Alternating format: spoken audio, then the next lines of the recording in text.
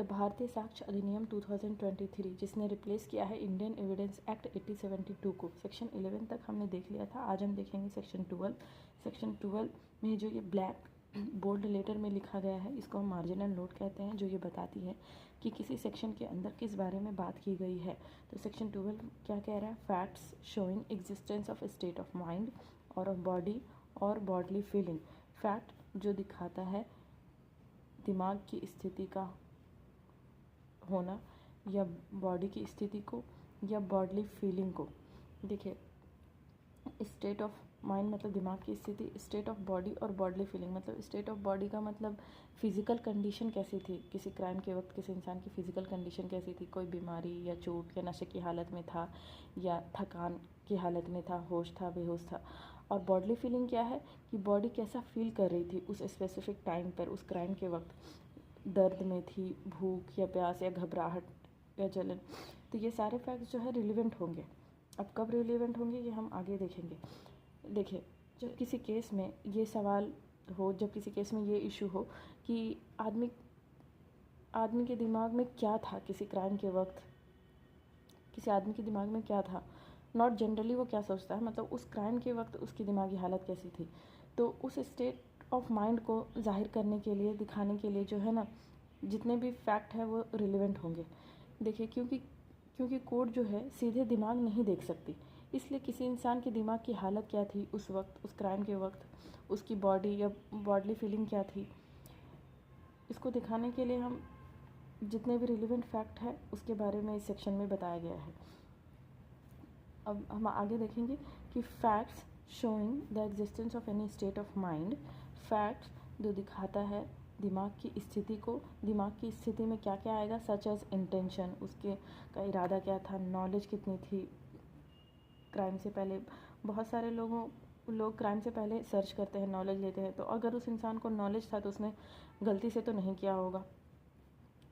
Good faith में कभी crime हो जाता है, और या तो निग्लिजेंस, लापरवाही में, रशनश में, जल्दीबाजी में, इलविल मतलब दुश्मनी में, या गुडविल मतलब अच्छी भावना से किया था। तो फैक्ट जो भी शो करता है state of mind towards any particular person, किसी पार्टिकुलर पर्सन के तरफ उसका स्टेट ऑफ माइंड क्या था, वो सब फैक्ट रिलेवेंट होंगे। और फैक्ट जो शो करता है existence of any state of body, fact जो स्टेट ऑफ बॉडी की स्थिति को बताता है या बॉडली फीलिंग को बताता है, मैंने पहले भी बॉडली फीलिंग और स्टेट ऑफ बॉडी के बारे में बता दिया, वो सारे फैक्ट रिलेवेंट होंगे। अब ये सारे फैक्ट कब रिलेवेंट होंगे? State of mind, state of body और बॉडली फीलिंग से रिलेटेड जितने भी फैक्ट है वो कब रिलेवेंट होंगे? When the existence of any such state of mind, body और bodily feeling is in issue. जब जो है ना दिमाग किसी इंसान के दिमाग की स्थिति या बॉडी की स्थिति या बॉडीली फीलिंग जो है किसी केस में इशू में होंगे या किसी केस में रिलेवेंट होंगे। अब हम सिर्फ इशू और रिलेवेंट क्यों देख रहे हैं? क्योंकि एविडेंस एक्ट के सेक्शन 3 में ये बोला गया है कि किसी केस में जो है एविडेंस जो दिया जाएगा सिर्फ एग्जिस्टेंस और non existence of state fact in issue और रिलेवेंट फैक्ट का ही दिया जाएगा। फैक्ट इन इशू मतलब किसी केस का मेन मुद्दा क्या है, और रिलेवेंट फैक्ट मतलब closely connected fact of the case. तो इसलिए हम ये सेक्शन 4 से लेकर के 50 तक आई थिंक रिलेवेंट फैक्ट के बारे में पढ़ रहे हैं, क्योंकि किसी भी केस में एविडेंस जो दिया जाएगा सिर्फ फैक्ट इन इशू और रिलेवेंट फैक्ट का ही दिया जाएगा। अब हम एक्सप्लेनेशन 1 देखेंगे। एक्सप्लेनेशन 1 में क्या कह रहा है? A fact relevant as showing the existence of relevant state of mind. Fact जो है रिलेवेंट होगा जब वो शो करेगा relevant state of mind, not generally वो आदमी क्या सोचता है, रिलेवेंट जो उसके से रिलेटेड स्टेट ऑफ माइंड है उसको शो करेगा तो वो फैक्ट रिलेवेंट होगा। मस्ट जनरली वो क्या सोचता है वो नहीं, but in reference to the particular matter in question, जो पार्टिकुलर मैटर जो जिस पे सवाल उठाया गया है केस में उससे रिलेटेड उसका स्टेट ऑफ माइंड क्या था वो रिलेवेंट होगा इस सेक्शन के अंदर। एक्सप्लेनेशन 2 में क्या कह रहा है?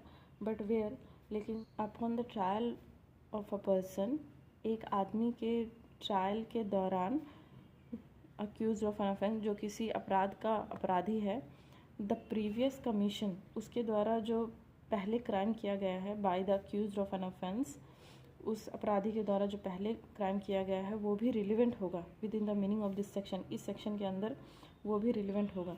और the previous conviction of such person, और उस पर्सन को जो अगर पहले सज़ा मिली है वो भी शैल ऑल्सो भी रिलेवेंट फैक्ट, और वो भी रिलेवेंट फैक्ट होगा। देखिए आमतौर पर जो है मतलब फेयर ट्रायल का ये रूल है कि कोर्ट जो है अक्यूज़ के पुराने केसेस या पुरानी सज़ा को जज के सामने नहीं रखती, क्योंकि अगर जज को पहले से ही पता चल जाए कि अक्यूज़ को पहले भी सज़ा मिल चुकी है तो जज का जो माइंड है ना बायस्ड हो सकता है कि ये आदमी पहले भी गलत किया है तो अब भी किया होगा। इससे जो है ना फेयर ट्रायल का नुकसान होता है। ठीक है, एविडेंस एक्ट में इसी एक्ट में हम आगे पढ़ेंगे सेक्शन 47 में, आई थिंक सेक्शन 47 और 49 में, कि जनरल प्रिंसिपल क्या है कि सिर्फ ओनली जो है ना good character of the accuse जो है ये रिलेवेंट है। सिर्फ जो है ना किसी अक्यूज के गुड कैरेक्टर का एविडेंस दिया जा सकता है किसी केस में, सेक्शन 47 में ये कहता है, क्योंकि जो गुड कैरेक्टर है ना ऑलवेज हेल्पफुल होता है इन डाउटफुल केस में। मतलब डाउटफुल केस में जिसमें किसी कोई ठोस एविडेंस नहीं है कि वो आदमी अपराधी है, तो डाउटफुल केस में है ना उसका गुड कैरेक्टर कि पहले वो कभी क्राइम नहीं किया है, डाउटफुल केस में हेल्पफुल होता है ये डिसाइड करने में। पर अक्यूज जो है ना किसी अक्यूज का बैड कैरेक्टर जो है किसी केस में रिलेवेंट नहीं होता है। किसी इंसान के बैड कैरेक्टर के बारे में नहीं कोर्ट में एविडेंस दे सकते हैं कि ये पहले भी बुरा था तो अब भी बुरा किया होगा, क्योंकि पर हाँ कुछ कंडीशन है जहाँ पे बैड कैरेक्टर का भी एविडेंस दे सकते हैं, ये सेक्शन 49 में बताया गया है। जब तक कि जो है ना कैरेक्टर ही मेन इशू ना हो कोर्ट में, कैरेक्टर पे ही अगर किसी केस में सवाल उठाया गया हो तब हम उसके बैड कैरेक्टर का एविडेंस दे सकते हैं, रिलेवेंट होगा उस केस में बैड कैरेक्टर का एविडेंस। और जब किसी केस में जो है bad character he fact in issue तब हम दे सकते हैं। और बैड कैरेक्टर को प्रूव कैसे किया जा सकता है, प्रीवियस कन्विक्शन के द्वारा, कि पहले इसको जो सज़ा मिली है उसके द्वारा, वो आगे हम सेक्शन में पढ़ेंगे। खैर अभी मैंने आपको थोड़ा बता दिया है। अब हम यहाँ देखेंगे इलस्ट्रेशन में क्या है, क्लॉज ए में A is accused of receiving stolen goods. A जो है अपराधी है चोरी की चीज़ें रिसीव करने का, knowing them to be stolen, ये जानते हुए कि वो चीज़ चोरी की है। चोरी की चीज़ जानते हुए लेना अपराध है। ठीक है, it is proved that he was in possession of particular stolen articles. ये प्रूव किया जाता है कि उसके कब्ज़े में पहले से चोरी की चीज़ें थी। पोजेशन में तो कब्ज़े में होना, उसके कब्ज़े में पहले से चोरी की चीज़ें थी। तो ये क्या बताता है, द फैक्ट डैट, ये बात कि at the same time he was in possession of many other stolen articles, उसी टाइम जब वो अपराधी था चोरी की चीज़ें रिसीव करने का, उसी टाइम जो है ना उसके कब्ज़े में थी और भी चोरी की चीज़ें। तो ये इस केस में रिलेवेंट होगी, इसका एविडेंस दिया जा सकता है इस केस को प्रूव करने के लिए, क्योंकि as tending to show that he knew each and all of the articles which he was in possession to be stolen, क्योंकि ये जो है शो करता है, ये चीज़ें ये बताती है कि वो जानता था कि जितने भी ईच प्रत्येक और जितनी भी चीज़ें हैं जो उसके पोजेशन में थी वो चोरी की थी। अगर कोई इंसान के पास पहली बार कोई चीज़ चोरी कर लेता है तो इसमें हम सोच सकते हैं कि हो सकता है गलती से लिया हो, मगर उसके पास पहले से भी बहुत सारी चोरी की चीज़ें हैं, तो ये एविडेंस इस केस में दिया जा सकता है कि इसने गलती से वो चीज़ नहीं खरीदी, ये पहले से जानबूझ के जानते हुए चोरी की चीज़ें खरीदता था। क्लॉज बी में क्या बोला, A is accused of fraudulently delivering to another person a counterfeit currency. Counterfeit currency मतलब नकली पैसा। ये जो है अपराधी है फ्रॉडुलेंटली मतलब धोखे से, चालाकी से, गलत नीयत से, डिलीवरिंग मतलब देना दूसरे पर्सन को, to another person a counterfeit currency नकली पैसे, which at the time when he deliver it, जो जब वो डिलीवर किया था, he knew to be counterfeit, वो जानता था कि वो नकली पैसा है, वो गलती से डिलीवर नहीं किया था। तो इस केस में कौन सा फैक्ट रिलेवेंट होगा, कैसे प्रूव किया जा सकता है, किस फैक्ट का एविडेंस दिया जा सकता है, ये बता रहा है। The fact that eight the time of its delivery, ये बात कि एट द टाइम जब वो डिलीवर किया था, he was possessed of the number of other pieces of counterfeit currency, उसके पास और भी बहुत सारी नकली पैसे थे। ऐसा नहीं है कि कोई एक नोट उसके पास गलती से आया और उसने किसी को दे दिया। उसके पास बहुत सारे नकली नोट थे, तो उसको पता तो चला होगा कि मेरे पास नकली नोट है। तो ये सबूत इस केस में, ये इसका एविडेंस दिया जा सकता है, ये रिलेवेंट फैक्ट होगा उस केस में कि उसके पास जब वो डिलीवर किया था उसके पास और भी number of other pieces of counterfeit currency थी। तो ये फैक्ट रिलेवेंट होगा। The fact that A had been previously convicted of delivering to another person as a genuine counterfeit currency knowing it to be counterfeit is relevant। ये बात कि ए had been previously convicted, और ए को पहले भी सज़ा मिल चुकी है डिलीवर करने के लिए दूसरे आदमी को, to another person as genuine, नकली पैसे को एज जेन्युइन बोल करके, ये जानते हुए कि ये नकली है। तो ये फैक्ट रिलेवेंट होगा। हम क्यों देख रहे हैं कौन सा फैक्ट रिलेवेंट है, मैंने पहले भी बताया है कि हम इसलिए देख रहे हैं कि कौन सा फैक्ट रिलेवेंट है क्योंकि किसी भी केस को प्रूव करने के लिए एविडेंस जो है दिया जाएगा फैक्ट इन इशू और रिलेवेंट फैक्ट का ही, इसलिए हम देख रहे हैं कौन सा फैक्ट रिलेवेंट है। और क्लॉज सी में क्या कह रहा है, ए शू बी फॉर डैमेज। ए जो है बी के मुकदमा करता है डैमेज के लिए, जो कि done by a dogs of B, जो बी के कुत्ते के द्वारा डैमेज हुआ है ए को, which B knew to be ferocious, जो कि जानता था कि वो कुत्ता जो है खतरनाक है। द फैक्ट दैट, अब हम ये कैसे प्रूव करेंगे कि बी जानता था कि उसका कुत्ता खतरनाक है और जानते हुए भी उसने कुत्ते को रखा हुआ था। तो हम कौन सा फैक्ट रिलेवेंट होगा इस केस में, the fact that the dog had previously bitten X Y and Z. Dog जो है पहले भी काट चुका है एक्स वाई जेड बहुत सारे लोगों को, तो इससे तो बी को पहले से पता था ना कि उसका कुत्ता फिरोसियस है, खतरनाक है, फिर भी वो रखा हुआ था। तो वो स्टेट ऑफ माइंड को बता रहा है। तो पहले कुत्ते ने जो एक्स वाई जेड को काटा है, ये फैक्ट जो है बी के स्टेट ऑफ माइंड को बता रहा है कि बी को नॉलेज थी पहले से इस बात की। तो इसका एविडेंस दिया जा सकता है। And that they had made complaint to B, और उन लोगों ने बी को कंप्लेन भी किया था, इसका भी एविडेंस दिया जा सकता है। ये सब रिलेवेंट होंगे इस केस में। और क्लॉज डी में क्या कह रहे हैं, the question is whether A and the acceptor of bill of exchange. पहले मैं आपको बिल ऑफ एक्सचेंज के बारे में बता दूं। वैसे तो बिल ऑफ एक्सचेंज के बारे में शायद कॉन्ट्रैक्ट एक्ट में पढ़ना होगा, पर बिल ऑफ एक्सचेंज क्या होता है, एक लिखित जो है लीगल डॉक्यूमेंट होती है जिसमें एक शख्स जो है जिसको ड्रॉवर बोलते हैं, वो दूसरे आदमी जिसको ड्रॉई कहेंगे को हुक्म देता है, मतलब कहता है, ऑर्डर देता है कि वो किसी तीसरे शख्स जिसको पेई कहेंगे को जो है फिक्स्ड पैसे, कोई निर्धारित राशि या तो तुरंत दे दे या फ्यूचर में किसी डेट पर दे।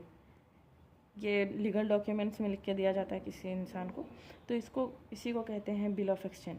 तो सवाल ये उठता है कि क्या A the acceptor of bill of exchange, जो एक्सेप्ट किया था बिल ऑफ एक्सचेंज किसी इंसान को पैसे देने के लिए किसी के ऑर्डर पे, तो new that the name of the पेई, जिसको पे करने का ऑर्डर दिया गया था उसमें वॉज फिक्सियस, जो है काल्पनिक आदमी था, वो रियल आदमी नहीं था, फिक्सियस था जिसको पे करने के लिए बोला गया था। तो the fact that A had accepted other bills, तो इस केस में हम कैसे प्रूफ करेंगे कि जिसको जो एक्सेप्ट किया था बिल ऑफ एक्सचेंज उसको पता था कि पेई का नाम फिक्सियस है। तो उसमें क्या फैक्ट रिलेवेंट होगा, किस फैक्ट का एविडेंस दिया जा सकता है, तो the fact A had accepted other bill, ये बात कि ए ने दूसरे बिल को भी एक्सेप्ट किया है पहले, drawn in the same manner, जो सेम मैनर में ही ड्रॉ किया गया था, before they could have been transmitted to him, इससे पहले कि उसको ट्रांसफ़र किया जाता पेई के द्वारा। इफ़ द पेई हैड बिन रियल पर्सन, अगर पेई रियल पर्सन होता तो उसको ट्रांसफ़र किया जाता। इज़ रिलेवेंट, ये फैक्ट रिलेवेंट होगा कि पहले भी इस तरह का बिल ऑफ एक्सचेंज वो उसने एक्सेप्ट किया है जिसमें पेई का नाम फिक्सियस है। तो इस बात का हम सबूत इस केस में दे सकते हैं, ये रिलेवेंट फैक्ट होगा क्योंकि as showing that A knew that the payee was a fictitious person, क्योंकि ये बताता है, शो करता है स्टेट ऑफ माइंड, मतलब स्टेट ऑफ माइंड में बहुत सारी चीज़ें आती हैं, नॉलेज, तो ये नॉलेज, एक ही नॉलेज को दिखाता है कि वो पहले से जानता था। अब क्लॉज ई में क्या है, क्लॉज ई में हम देखेंगे कि A is accused of defaming B. Defame करना मतलब पेशेंट को हार्म करना। तो A is accused of defaming B. A जो है अपराधी है बी को डिफेम करने का। और कैसे डिफेम करने का? By publishing an imputation. Imputation मतलब झूठा इल्ज़ाम लगा के, मतलब इम्प्यूटेशन इल्ज़ाम लगाना वैसे होता है। तो पब्लिशिंग एन इम्प्यूटेशन, इल्ज़ाम जो है intended to harm the reputation of B. B के रेपुटेशन को हार्म करने के इरादे से पब्लिश करता है कोई इल्ज़ाम को। Fact of previous publication by A respecting B. Previous publication को अगर हम देखें जिसमें ए जो है बी को रिस्पेक्ट दे रहा है, तो ये शो करता है कि पहले तो रिस्पेक्ट कर रहा था, सिर्फ अभी के पब्लिकेशन में इम्प्यूटेशन लिखा है, पब्लिश किया है। तो ये बात जो है ये बताती है कि इलविल है on the part of A towards B. A को है ना कोई दुश्मनी हुई है बी के लिए टूवर्ड्स बी। तो ये फैक्ट जो है रिलेवेंट होगा कि पहले के पब्लिकेशन में ए जो है बी को रिस्पेक्ट दे रहा था, अभी इम्प्यूटेशन कर रहा है क्योंकि ये शायद इलविल के तहत, दुश्मनी के तहत किया हो। As proving A's intention to harm, क्योंकि ये जो बात है ये प्रूव कर रही है कि ए का जो इरादा था ए के बी के रेपुटेशन को हार्म करने का, उस पार्टिकुलर मतलब किसी एक पब्लिकेशन के ज़रिए। By the particular publication in question, जो क्वेश्चन में है, जो कोर्ट में जो मुद्दा है, उस पब्लिकेशन में सिर्फ इम्प्यूटेशन किया है। The fact that there was no previous quarrel between A and B. ये फैक्ट कि दोनों के बीच पहले कोई प्रीवियस कोई लड़ाई नहीं रही है। That A repeated the matter complained of as he heard it. और ए जो है इम्प्यूटेशन को पब्लिश करता रहा, मतलब ए रिपीटेड द मैटर, पहले जो काम किया था उसको रिपीट करता रहा, जिसके खिलाफ कंप्लेंट भी किया गया था, एज ही हर्ड, जिसको उसने सुना भी था, जिसके बारे में उसको पता भी लगा था कि बी ने कंप्लेन किया है, फिर भी वो रिपीट करता रहा उस मैटर को। तो ये फैक्ट भी रिलेवेंट होगी, क्योंकि ये क्या बता रही है कि as showing that A did not intended to harm the, A का इरादा नहीं था बी को हार्म करने का। अगर ए का इरादा होता बी को हार्म करने का, अगर उसने झूठा इल्ज़ाम को पब्लिश किया होता तो वो कंप्लेंट के बारे में सुनते ही रुक जाता, पर वो रुका नहीं। तो ये बताता है कि वो शायद जो इल्ज़ाम पब्लिश किया था वो सही होगा, सच्चा होगा, इसलिए, और उसका कोई गलत इरादा नहीं था बी के रेपुटेशन को हार्म करने का। क्लॉज एफ में क्या कह रहा है? A is sued by B for the fraudulent. A पर जो है मुकदमा किया जाता है ए बी के द्वारा फॉर फ्रॉडुलेंटली रिप्रेजेंटिंग बी, धोखे से मतलब चाहे गलत नीयत से बी को रिप्रेजेंट करना, मतलब बताना दैट सी वॉज सॉल्वेंट। सी जो है सॉल्वेंट है। सॉल्वेंट का मतलब क्या होता है कि जिसके पास, मतलब जो आर्थिक रूप से सक्षम है, जो जिसके पास जो है ना अपना कर्ज चुकाने के लिए काफ़ी पैसे है या प्रॉपर्टी है, जो कर्ज अदा करने की हैसियत रखता है, आर्थिक रूप से सक्षम है, इतना देखिए आप। तो ए जो है, ए पे जो है मुकदमा किया जाता है बी के द्वारा फॉर फ्रॉडुलेंटली, मतलब गलत नीयत से बी को रिप्रेजेंट करने के लिए, बताने के लिए कि सी जो है सॉल्वेंट है, सी जो है आर्थिक रूप से सक्षम है। वेयर बाय बी, जिससे बी इंड्यूस्ड हुआ, प्रेरित हुआ टू ट्रस्ट सी पे भरोसा करने के लिए। हु वॉज इंसॉल्वेंट, जो कि सॉल्वेंट नहीं था, इंसॉल्वेंट था। बी के ए के कहने पे जो है ना बी सी पे ट्रस्ट कर लिया कि वो सॉल्वेंट है। इंसॉल्वेंट मतलब जो आर्थिक रूप से सक्षम नहीं है, उल्टा हो जाएगा सॉल्वेंट का। और जो है इससे जो है बी को लॉस हुआ, इस यकीन करने की वजह से बी को लॉस हुआ। क्योंकि वो उसने सोचा कि ये सॉल्वेंट है, या आर्थिक रूप से सक्षम है, अपना कर्ज चुका सकता है, तो उसने हो सकता है कि इस बात पे सी को कुछ कर्ज दे दिया होगा, बाद में पता चला कि वो तो आर्थिक रूप से सक्षम है ही नहीं है, जिसकी वजह से बी को लॉस हुआ। तो द फैक्ट दैट, तो इस केस में क्या क्या रिलेवेंट होगा कि ए ने गलत इरादे से बी को ये बताया ताकि बी को लॉस हो जाए, या ए को पहले से पता था कि सी जो है सॉल्वेंट नहीं इंसॉल्वेंट है। तो ये हम कैसे प्रूव करेंगे इस केस में? तो क्या कौन सा फैक्ट रिलेवेंट होगा? तो यहाँ पे दे रहे हैं आगे, the fact that at the time when A represent C to be solvent, जब ए जो है सी को रिप्रेजेंट किया था, बताया था सॉल्वेंट, तो C was suppose to be solvent, C को जो है ना सॉल्वेंट ही माना जाता था बाय हिज नेबर, उसके पड़ोसियों के द्वारा, और by person dealing with him, और जो भी इंसान उसके कांटेक्ट में था, डील कर रहा था, वो सब की नज़र में सी जो है सॉल्वेंट था। तो जाहिर सी बात है जब उसके पड़ोसी या और इंसान की नज़र में सॉल्वेंट है तो ए भी उसको सॉल्वेंट ही मानेगा ना। तो ये फैक्ट जो है रिलेवेंट होगा, क्योंकि ये क्या दिखा रहा है, A made the represent in good faith, A का कोई गलत इरादा नहीं था, वो बी को फंसाने के लिए नहीं बोला कि सी सॉल्वेंट है। उसको जो नॉलेज में था उसने देखा कि पड़ोसी भी सब उसको सॉल्वेंट मान रहे हैं और सारे पर्सन जिससे वो डील करता वो भी, तो उसने भी मान लिया। तो गुड फेथ में ही बताया था, उसका कोई गलत इरादा नहीं था। क्लॉज जी में क्या कह रहा है, A is sued by B, A पे है जो मुकदमा किया गया बी के द्वारा for the price of work, काम के पैसे के लिए जो बी के द्वारा किया गया था, upon a house of which A के घर पे जिसका ओनर ए है, by the order of C, C के ऑर्डर पे बी ने काम किया था ए के घर पे, उसके पैसे के लिए वो बी जो है ए पे मुकदमा करता है। सी क्या है, सी एक कॉन्ट्रैक्टर है, कॉन्ट्रैक्टर के अंदर जो है कॉन्ट्रैक्टर के कहने पे बी ने सी के घर पे काम किया था। एज डिफेंस इज डैट, ए का डिफेंस क्या है इस केस में कि बी इज कॉन्ट्रैक्ट, बी का जो कॉन्ट्रैक्ट था वॉज विथ सी, बी का जो कॉन्ट्रैक्ट था वो सी के साथ था, कॉन्ट्रैक्टर के साथ। द फैक्ट दैट, तो इस बात को इस केस में क्या कौन सा फैक्ट रिलेवेंट होगा, the fact that A paid C, ये बात कि ए ने सी कॉन्ट्रैक्टर को पे कर दिया है काम के लिए for the work in question, जिस काम के लिए केस किया गया है उस काम का पैसा जो है ए ने सी को दे दिया है, ये रिलेवेंट होगा इस केस में, क्योंकि ये प्रूव कर रहा है कि ए जो है गुड फेथ में पैसा नहीं दिया बी को, क्योंकि वो पहले ही सी को दे दिया है, और make over to C the management of the work in question, क्योंकि जो है सी को मैनेजमेंट दिया था उस काम का, इसलिए सी जो है इस पोजीशन में, इस स्थिति में है कॉन्ट्रैक्ट विद बी, तो सी जो है बी के साथ कॉन्ट्रैक्ट के पोजीशन में है ऑन सीज ओन अकाउंट, सी अपने जिम्मेदारी पे, इसमें ए का कोई लेना देना नहीं है। And not as a agent of B, agent of B मतलब ए के अंडर सी काम नहीं कर रहा है। क्लॉज एच में क्या कह रहा है, A is accused of dishonest misappropriation of property, A जो है अपराधी है किसी प्रॉपर्टी को गलत तरीके से अपने यूज़ में लाने के लिए।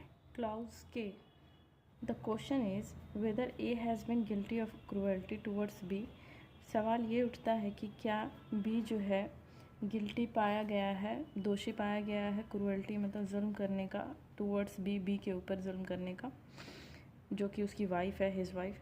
तो जो एक्सप्रेशन है, जो भाव ऑफ देयर फीलिंग्स है टूवर्ड्स इच अदर, एक दूसरे की तरफ जो उसकी फीलिंग है, शॉर्टली बिफोर और आफ्टर द एलिग्ड क्रूएल्टी, क्रूएल्टी के तुरंत बाद और पहले जो एक दूसरे की तरफ जो उनकी फीलिंग है वो रिलेवेंट होगी, क्योंकि अगर वो क्रूएल्टी किया होगा तो वो चिल्ला रहा होगा, उसकी वाइफ रो रही होगी, तो क्रूएल्टी से पहले जो एक दूसरे की तरफ उनका भाव है वो रिलेवेंट होगा इस केस में। इस केस को प्रूव करने के लिए इसका एविडेंस दिया जा सकता है कि वो चिल्ला रही थी, वो मार रहा था, जो भी है। क्लॉज एल में देखेंगे, the question is whether A's death was caused by poison, question ये उठता है कि क्या ए की जो मृत्यु हुई है वो जहर की वजह से हुई है या नहीं।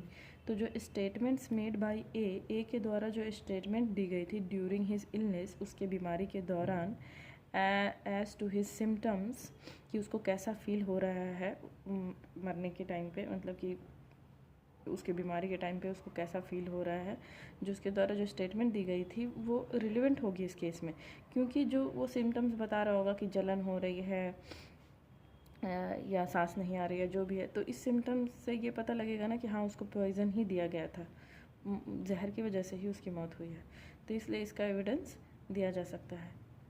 जो एम में, क्लॉज एम में क्या कह रहा है, the question is what was the state of A's health at the time when the assurance of his life was affected।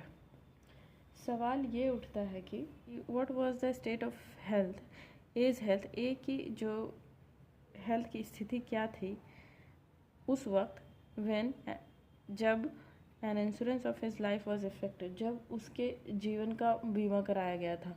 Insurance मतलब बीमा, जब उसके जीवन का बीमा कराया गया था तो उसके जो है सेहत की स्थिति कैसी थी, इस पर सवाल उठता है अगर किसी केस में। तो जो स्टेटमेंट मेड बाय ए के द्वारा जो स्टेटमेंट दिया गया था as to the state of his health, उसके हेल्थ को लेकर के, at or near the time in question, उस वक्त जो जिस वक्त के बारे में कोर्ट में सवाल उठा है। क्लॉज एन में क्या कह रहा है, ए शू बी, ए जो है ना बी पे मुकदमा करता है फॉर द नेग्लिजेंस, लापरवाही के लिए, in providing him with a car for hire not reasonably fit for use. A जो है बी पे मुकदमा करता है लापरवाही के लिए, उसको कार प्रोवाइड करने में रेंट पे, जो कि यूज़ के लिए फ़िट नहीं था। तो इसको हम कैसे प्रूव करेंगे कि ए जो है लापरवाही में किया था या उसको पता ही नहीं था इस बारे में। तो इस केस में whereby A was injured, जिसकी वजह से ए जो है ज़ख्मी भी हो गया था कार की वजह से। तो इसमें हम देखेंगे the fact that B's attention was drawn on the other occasion to the defect of that particular car is relevant. B का जो अटेंशन जो है अदर ओकेज़न पे कैसा था, कार के उस पार्टिकुलर कार के डिफेक्ट को लेकर के, वो रिलेवेंट होगा इस केस में।